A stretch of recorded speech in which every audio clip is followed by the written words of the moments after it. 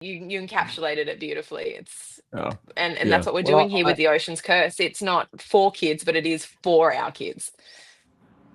Well, I hate to say, and also, I was going to say that you can pursue the industry route if you want, and try and work for Sony or Warner Brothers or something, but you're a prime example of following dreams, following your passion, and my God, the evidence is right there in the Kickstarter campaign. So it is, and I've worked for studios in the States. I worked for all the big studios. I was over there for 12 years, and one of the biggest things that really came out of it for me, and I've actually had this conversation with Johan, is like watching, some A-list actors doing their bit on set, watching their acting. And I just sat there and I went, the difference between them and us? Nothing. The money that they have to make those films is not available to us, right? So we have to be more ingenuitive. We have to think outside the box. We have to get creative like that. But when you're there and you're watching like a film, like a huge film come together that has $100 million budget, it was so eye-opening, because it really took the veil off my eyes, and just be like, we are the same. We're all humans doing this. They just have some different resources than we have. And if we can be scrappy and think about how to do it, like we can match that quality. There is no doubt in my mind that we can, we're going to do it. Absolutely. And I think it's probably going to be the new way as well, with some of your perks, where you can just come and sit in on the table read and have a look at the on set, as it's being filmed. I think this is probably the fun new way to make movies. Don't just watch the finished product, be involved in its making. Exactly, Gary. That's so it, because we don't gatekeep. That is something that everyone that is a creative has come up against in their career, and it's so frustrating. And Johan and I are no different. We have had been knocking on the door at various companies and people like over the years, and now that we're doing it, we are just like, everyone welcome, like come and be part of this amazing experience, because there's a reason we're also addicted to it. There's a reason once you get that creative bug, like you dedicate your life to it, and we don't want to gatekeep anybody. We have a lot of younger people like on our team that we're mentoring. Like you don't necessarily have to have the most experience, you have to have the heart, because we can teach you the skills. But if you have that drive, if you have that commitment and that passion, like we're going to help you. We are not going to shut the gate on anybody. So our Kickstarter is even open to people not in film. But if you have an interest, if you have a creative bug and you want to explore it, come involved on The Ocean's Curse. Like, we got you.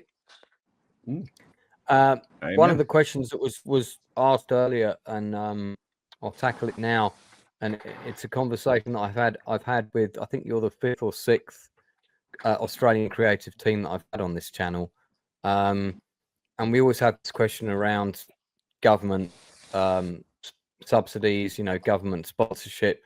What are the Arts Council funding scenarios in Australia? And my good buddy, independent filmmaker Matthew Holmes, who did a film called The Legend, Ben Hall, you guys might have seen it. He's just done another one called. He helped him with some the VFX on it.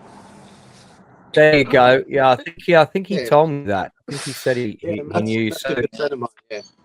Well, Matthew's a great friend of mine, and how we met was I actually backed one of his crowdfunding campaigns quite substantially. This is back in the day when I actually had some money, and then he came and stayed with me when he was in, when him and his wife came over to London. They've stayed with me, I think, 3 times now, and we're really tight.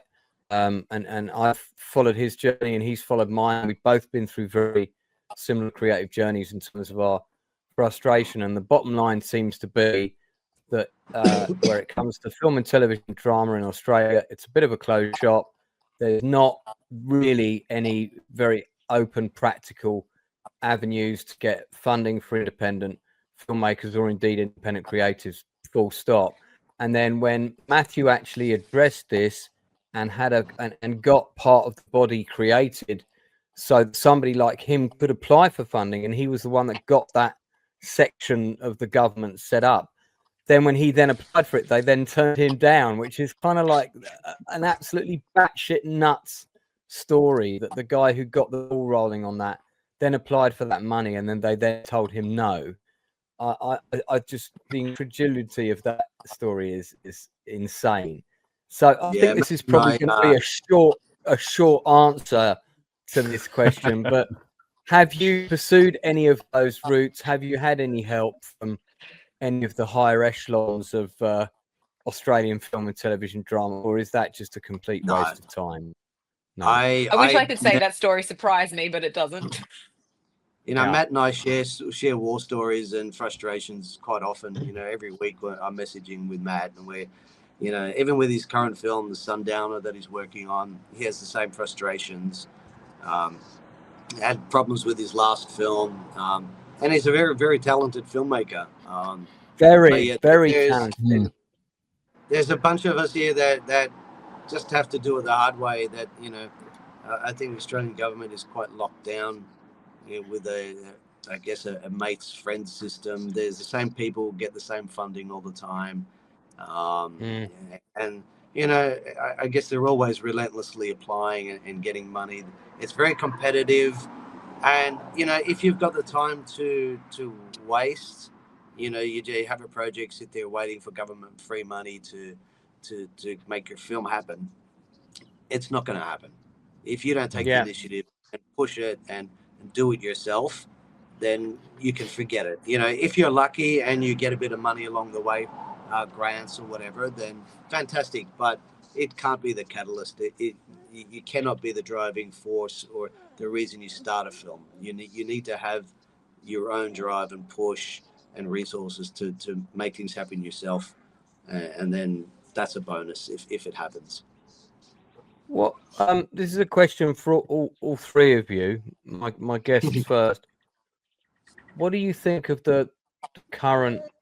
And I mean, it's a bit of a how long is a piece of string question, but I'd still like an answer to the best of your ability. What is your kind of overview of the content of the films that are coming out, let's say in the last 24 months, as opposed to going back to, you know, 20 years earlier, 2006, 2005? Because I can remember a time, it doesn't seem like that long ago, but I guess it was 15, 20 years ago, where there would be a good 20 to 30 movies coming out every year that I would be like, definitely going to see that on the big screen. That looks good. You know, that's a movie I want to see. There might be 3 or 4 that I could say about this year. Maybe. I'd probably struggle to find more than 5. But I definitely want to see on the big screen that I'm going to go and pay money for. There's so much dross. There's so many sequels, prequels, reboots. I don't know how you guys feel about it, but I'd love to hear your thoughts on the output that we've had, especially in the last 10 years. I think streaming has changed that a lot as well, and also the quality of shows on streaming. You know, back in the day, TV was not even in the same league as film. You know, like you'd never sit there and watch a series and have the same experience that you do watching a film. But these days, like even the shows like Johan I just mentioned, like Outlander or Vikings and stuff, like they are really gripping. So I think that's different as well. And I think something happens somewhere where, like you're saying, everything's a sequel, everything's this, where the industry, like the studio industry putting out these kind of films, got very, very conservative and didn't want to take any risks. And everything was like, well, this has a proven market, this has a proven audience. So they just kind of keep rehashing in the same sort of vibe. And I think that's where we saw the rise of shows, because they weren't afraid to take risks. Like look at HBO shows, things like that, you know, like they really weren't afraid to push and be original. And then we're in this kind of new dynamic, I think, which is it's interesting. I agree. I don't think that movies as just standalone are the same kind of unique quality that we were seeing. So Johan, before Dad has to go and make breakfast, do give us your answer. Sorry, she's hungry. No. We're nearly at an hour, so we're about to wrap up. So I won't keep you guys too much. My impression of films these days, they're a lot more shallow. Like you said, there's all the reboots. There's and like